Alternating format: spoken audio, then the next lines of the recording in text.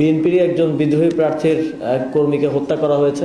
মনে হচ্ছে দেশে কোনো যুদ্ধ লেগেছে এবং এমন একটা পরিস্থিতি তৈরি হয়েছে। আর শুধু যে বিরোধী দল বিরোধী জোটের নেতাকর্মীদের উপরে এ ধরনের হামলা হচ্ছে তা নয়, তাদের নিজেদেরও যেখানে বিদ্রোহী প্রার্থী ছিল সেখানেও বিদ্রোহী প্রার্থীকে ভোট দেওয়ার কারণে হামলা, মারধর করা, আহত করা, বাড়িঘর জ্বালিয়ে দেওয়া, এই ধরনের এক পাশবিক সময়ের মধ্যে দিয়ে আমরা যাচ্ছি।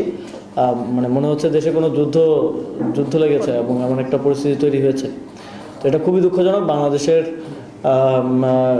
গণতন্ত্রের জন্য, বাংলাদেশের আমরা যেটা দেখেছি যে নির্বাচনের দিন